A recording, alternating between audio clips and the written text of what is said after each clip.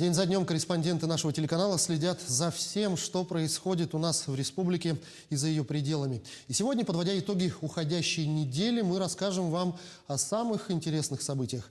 Вы смотрите итоговую программу «Якутия. День за днем». Меня зовут Иван Лазаренко. Я вас приветствую. Здравствуйте.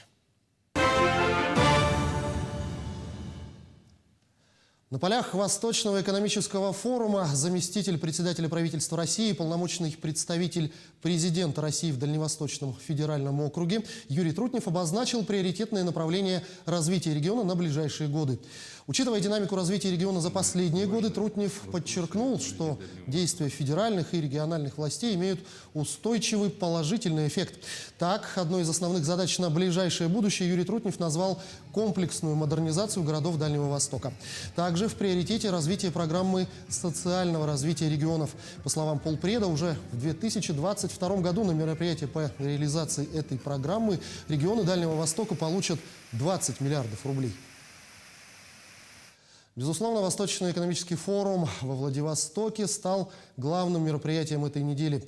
Восточный экономический форум – это уникальная площадка для общения. Он ежегодно собирает представителей широкого спектра отраслей из более чем 60 стран и территорий. В прошлом году из-за пандемии коронавируса форум не состоялся, однако в этом году он собрал рекордное количество участников, среди которых, конечно, и делегация нашей республики во главе с Айсеном Николаевым. За время работы рабочей группой Якутии был подписан ряд важных документов, направленных на социально-экономическое развитие региона. И о некоторых из них расскажем далее чуть подробнее. Так, Якутия и Амурская область расширяют межрегиональное сотрудничество. Дальневосточные регионы дополнили действующее соглашение о торгово-экономическом, научно-техническом и культурном сотрудничестве. В протокол совместных действий включили такие направления, как поставка кормов для животноводства и сырья для комбикормовой промышленности Якутии, поддержку субъектов малого и среднего предпринимательства, организацию оптимальной логистики для выхода на внешние рынки. Также регионы расширят гуманитарные связи. Этот документ рассчитан до 2024 года.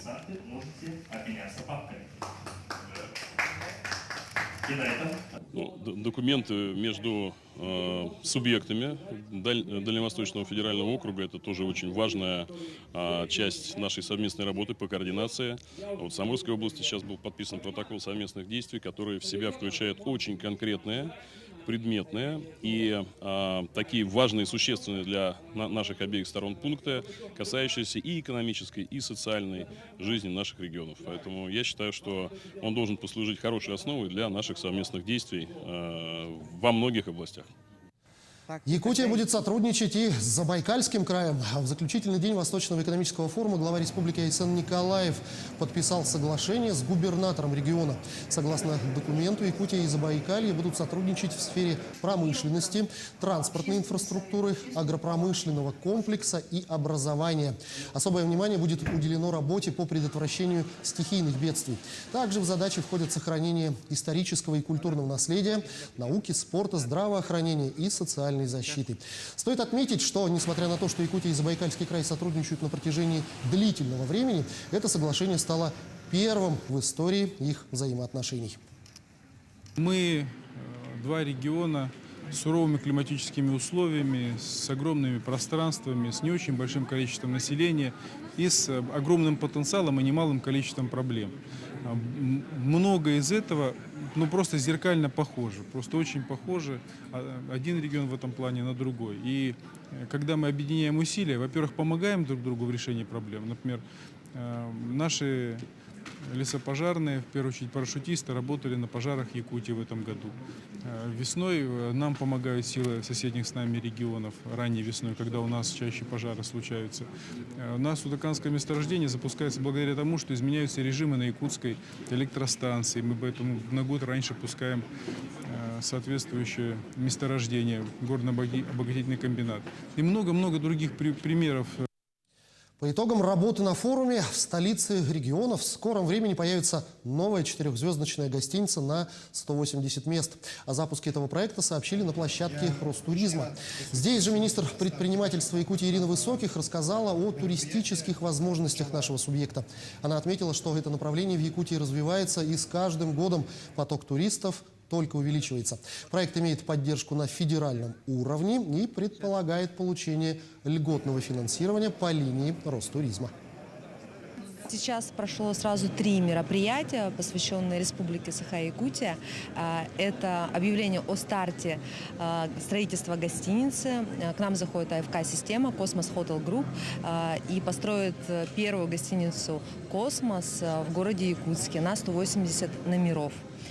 Также была презентована туристическая Якутия. Я рассказала о тех турмаршрутах, которые ожидают наших туристов, которые посетят республику, о событийных мероприятиях, о планах, которые в области развития туристической инфраструктуры есть у нашей республики. И мы подписали соглашение с Приморским краем, с агентством по развитию туризма, с Владимиром Щуром, с которыми сейчас у нас очень много мероприятий совместных, в том числе, как вы знаете, у нас сейчас очень много направлений по железной дороге открыто новых, в том числе в Приморский край. И, конечно, мы хотим обратный поток. Как раз для этого мы подписываем это соглашение, чтобы определиться с подходами у развития совместного сотрудничества с Приморским краем. Еще одно соглашение о взаимодействии подписали глава республики Айсен Николаев и руководитель Россотрудничества. Оно направлено на укрепление позитивного имиджа республики как субъекта России за рубежом, а также на развитие международных, гуманитарных, научно-технических, культурных и деловых связей. Одним из основных направлений сотрудничества станет совместная работа в популяризации русского и якутского языков за рубежом, а также налаживание контактов с органами зарубежных стран с целью сохранения культуры и языков коренных народов Арктики.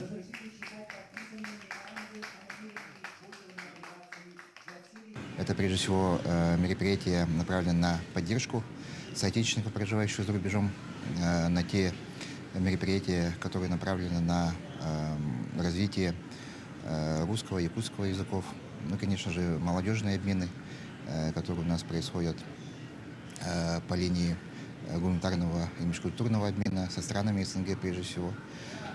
Ну и в целом наметили дальнейшие планы для того, чтобы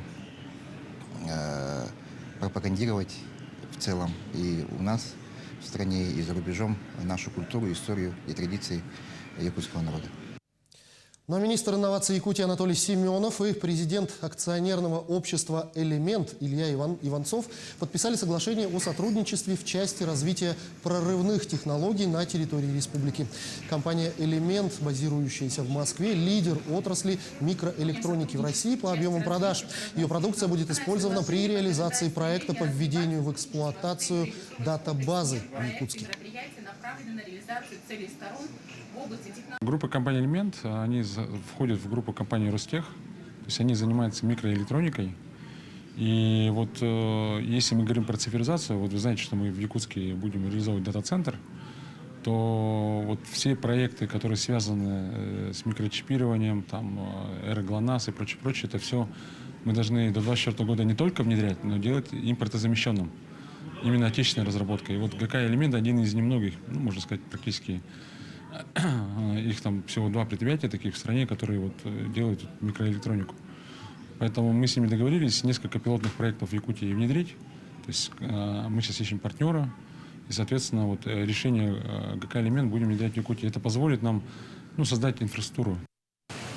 На Восточном экономическом форуме был подписан еще целый ряд соглашений о сотрудничестве с крупными российскими компаниями. В основном все договоренности направлены на улучшение качества жизни населения, развитие инфраструктуры, добычи полезных ископаемых, развитие ЖКХ, поддержки бизнеса и многое-многое другое.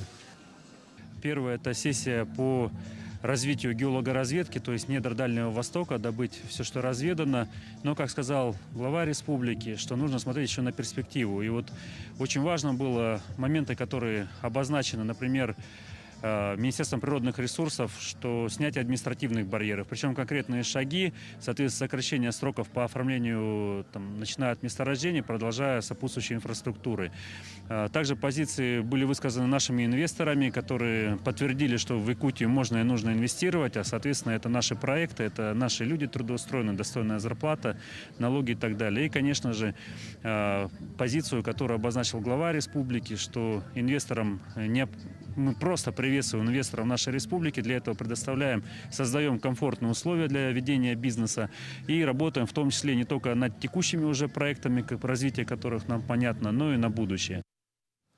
Безусловно, обо всех мероприятиях этого форума в рамках одной программы рассказать невозможно. Тем не менее, подводя итоги работы на Восточном экономическом форуме, глава республики Айсен Николаев заявил, что работа была проведена большая и успешная, по итогам которой на самое ближайшее время уже поставлены конкретные цели и озвучены конкретные задачи. Мы заключили 41 соглашение на сумму порядка 25 миллиардов рублей. Вместе с тем спектр подписанных соглашений очень большой, начиная от вопросов, связанных с креативными индустриями, заканчивая уже, например, соглашением с Забайкальским краем о дальнейшем сотрудничестве в области социально-экономического развития региона.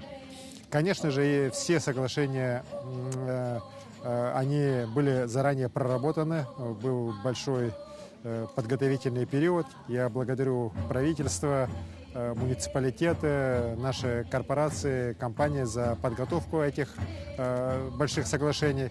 И, конечно же, есть соглашения, которые совсем новые. В частности, например, соглашение с Дом РФ о финансировании строительства социальных объектов на территории объектов новой жилой застройки в Якутске и в Нерюнгри за счет инфраструктурных облигаций.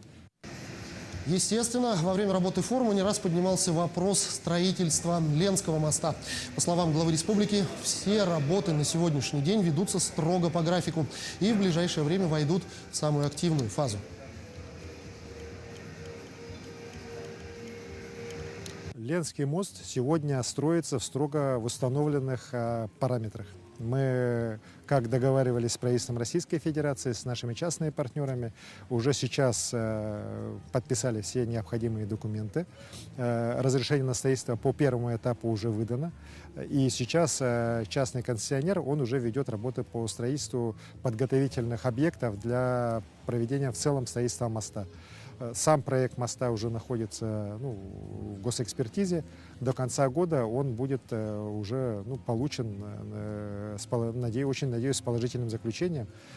И после этого будет выдано разрешение на строительство уже непосредственно самого мостового перехода через реку Лен. Отдельно Айсен Николаев затронул и очень насущную и важную для всех жителей Якутии тему субсидирования авиаперелетов. Как отметил глава Якутии, президентом страны поставлена четкая задача к 2022 году устранить все упущения, а в частности решить проблему с субсидированием авиаперевозок из Якутска и Читы. Здесь на совещании у президента было отмечено, что в этом году правительство страны не решило задачу по двум столицам субъектов Дальнего Востока. Это Чита и город Якутск. И, конечно же, дано безусловное задание с 2022 года точно решить вопрос. Но более того, Министерство транспорта России сейчас выступило с предложением, чтобы были добавлены финансовые средства уже в этом году. И на 4-й квартал могло начаться финансирование перелетов по субсидированным билетам для всех категорий населения с Якутска и из Читы. Что касается перелетов по дальневосточной авиакомпании «Аврора». Здесь надо понимать, что авиакомпания «Аврора» — это не одна «Аврора», это и Якутия, это Хабаровские авиалинии, Камчатские авиалинии. То есть группа компании «Аврора» начинает выполнять рейсы внутрирегиональные и межрегиональные по субсидированным различным рейсам. В первую очередь пока идет речь о межрегиональных рейсах. Сейчас пока Якутск-Хабаровск субсидируется. Сейчас мы прервемся буквально на минуту и обязательно продолжим. Не переключайтесь.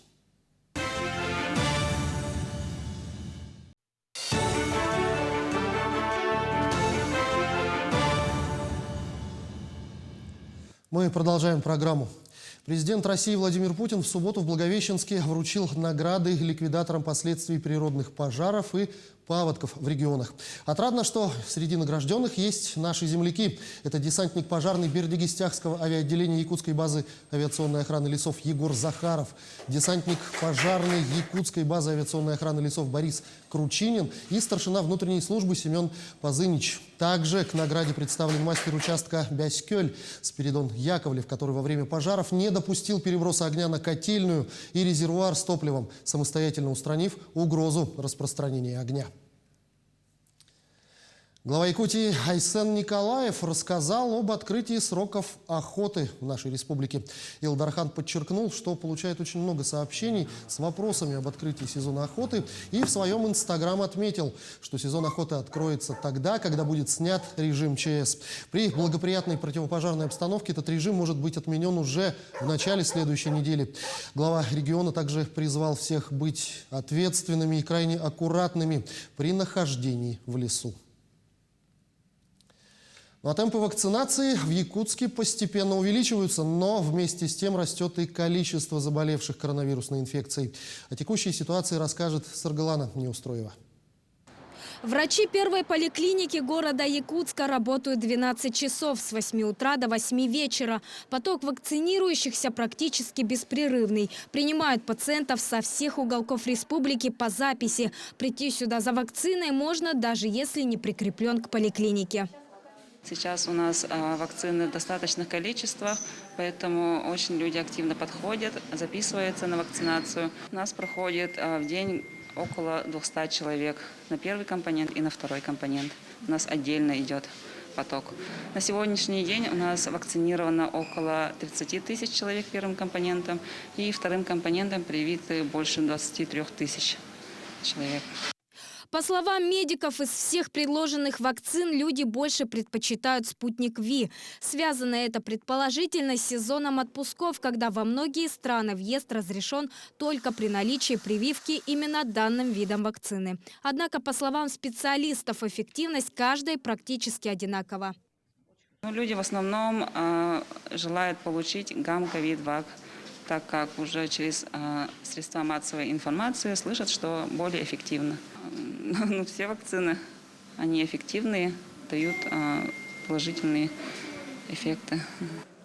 То, что заблуждения по поводу вакцины постепенно начинают развеиваться, доказывают и сами пациенты. Гаврил Дармидонов еще до недавнего времени сомневался в том, ставить ли прививку вообще. Но в конце концов пришел к выводу – вакцинироваться надо. В принципе, были сначала сомнения, конечно, да, но потом все-таки решил вакцинироваться, потому что, все-таки, если спасет, то, наверное, только вакцинация. А так мне сейчас вот поставили «Спутник Ви», так как я в легкой форме переболел в октябре месяце еще, да. Ну и вроде до сих пор нормально ходил, но тем не менее, все-таки решил вакцинироваться. Между тем начался сезонный подъем заболеваемости гриппом. Врачи рекомендуют ставить прививки от ковида и гриппа с интервалом в месяц. Мы получили вакцины от гриппа, и у нас тоже параллельно идет активная вакцинация от гриппа. Также еще на выездные мобильные бригады есть, которые выезжают на организации. Рекомендуется ставить интервалом в месяц, 30 дней от любой вакцины. Несмотря на хорошие показатели вакцинации в республике, все еще сохраняются районы с низким процентом привитых. При этом специалисты утверждают, вакцина является единственным способом профилактики коронавирусной инфекции. Саргалана Неустроева, Григорий Хлопков, Якутск. Если честно, я до сих пор не могу понять сомневающихся, ставить вакцину от коронавируса или нет, когда ответ очевиден же. И ответ это «да». И к другим темам. В микрорайоне Прометей в Якутске вовсю идет строительство трехэтажной каменной школы. Когда объект будет введен в работу и будут ли еще созданы дополнительные учебные места в столице? Об этом репортаж Марферины Алексеевой. В этом новом квартале проживает около 9 тысяч людей, это 3100 квартир. И постройка новой школы здесь весьма актуальна, так как на сегодняшний день в этом районе действует только одна школа. Ну а строящаяся школа будет самой большой в Якутии на 990 мест. По данному проекту в ближайшие годы построятся еще 3 школы в районе ДСК, Хатасы и Билибина. Школа выполнена каркасно-монолитном исполнении, 3 этажа, общая площадь зданий и помещений, которые будут отведены для ребятишек. Это где-то порядка 14-15 тысяч метров квадратных. Большие спортивные стадионы, значит, детские площадки, где дети проводят все мероприятия. Большая библиотека, большой актовый зал. То есть все полное оснащение. На сегодняшний день Министерством просвещения Российской Федерации принято решение о строительстве 6 новых школ и 5 пристроек к уже имеющимся школам. Таким образом, в ближайшие 3 года на территории города Якутска планируется создать более 6 тысяч дополнительных мест. А к 2025 году планируется полностью ликвидировать посменное обучение. Глава республики и наш партнер республики приняли решение о создании точки будущего по Намскому тракту, и еще принято решение о строительстве новой школы на территории городского округа Житай на 360 мест. Таким образом, мы уже сегодня имеем решение уже на создание более 7 тысяч мест школьных на территории уже города Якутска и городского округа Якутск. Также сейчас ведутся работы по решению создания новых учебных мест в микрорайоне Новопортовская и в 34-й коррекционной школе. Помимо строительства школ в городе Якутске, на данный момент ведется строительство образовательных учреждений в ряде районов.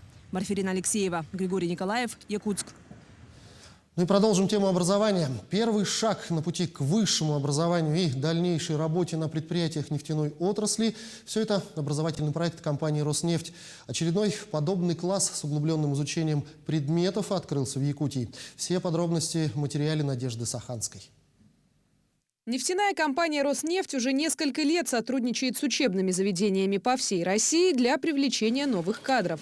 А предваряет это направление поддержка профильных классов в общеобразовательных школах. С началом нового учебного года на базе Республиканского лицея-интерната в городе Якутск состоялось торжественное открытие 3-го в Якутии «Роснефть-класса». Открытие такого класса в Якутске – уникальная возможность для детей республики. В рамках профильного обучения компания детям дает возможности познать именно те профессии, навыки, которые востребованы компанией, свой профиль, и это очень здорово. Поступая в специализированный класс, школьники сознательно делают первый шаг к освоению профессии нефтегазовой отрасли. 26 учеников после тщательного отбора будут получать образование по отдельной, более углубленной программе. Экзамены были довольно сложными, но очень интересными. По-моему, их сделали на основе олимпиад. Они проходили в несколько этапов, и также в них включались 4 основных предмета: математика, физика, химия, информатика. Присутствовали психологические тесты и личные собеседования с тем, кто прошел предварительный отбор. Программа обучения рассчитана на 2 года – 10 и 11 классы. К знаниям школьников профильного класса будут предъявляться более строгие требования. Зато в будущем ребята могут гарантированно рассчитывать на трудоустройство в структуре подразделения компании «Роснефть». Ребята такие, значит, способные, желают учиться. Я считаю, что это будет сильный класс. Много ребят изъявили желание работать, посвятить себя вот на таком поприще, это меня радует.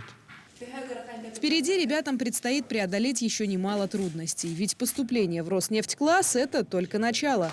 Если они и в дальнейшем сделают выбор в пользу специальностей в нефтяной промышленности, то создадут основу для своего профессионального, личностного роста и перспективного будущего. Надежда Саханская, Артем Алексеев, Якутск.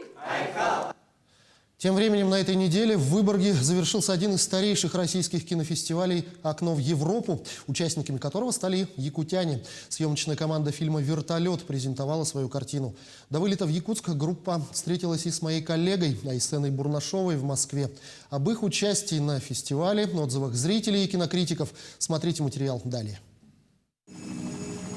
29-й по счету фестиваль «Окно в Европу» традиционно прошел в Ленинградской области. Фильм «Вертолет» открыл конкурсную программу игрового кино. Картина рассказывает о семье с младенцем, которая приезжает в отдаленную северную деревушку навестить родителей. Уже с первых кадров мурашки по коже. В селе размыло дороги, люди оказались без электричества и связи, а ребенка постигла дизентерия. Единственной надеждой на спасение может стать вертолет, который, возможно, не прилетит. Молодой отец решается пересечь реку и добраться до помощи, но безуспешно. Был такой момент, когда мы снимали крупные кадры. Я хотел подняться, и у меня ноги не слушались. Было жалко себя, не героя, которого я играл, а было жалко себя, потому что действительно экстремальные съемки были. Съемки фильма проходили в мае 2015 года в Аймеконском улусе. Всего за 1,5 месяца команда сняла всю ленту. Чувство отчаянной безнадежности, кадры тяжелой жизни на севере тронули сердца многочисленных критиков фестиваля и, конечно, зрителей. Мы хотим рассказать о себе, о нашей жизни в 21 веке, как у нас там живут люди. Реальные истории, они, хоть и трагедии, они должны освещаться, чтобы потом такого не повторилось, и дай бог, все у нас хорошо было. Ленту уже назвали миксом драмы, психологического триллера и мистики. Сейчас съемочная команда готовит фильм к российскому прокату. Согласование премьерной даты идет полным ходом. Конкурс – это конкурс, да? Наша сейчас следующая задача состоит в том, что мы должны договориться с дистрибьюторами, чтобы побольше людей посмотрели, наших граждан нашей большой страны.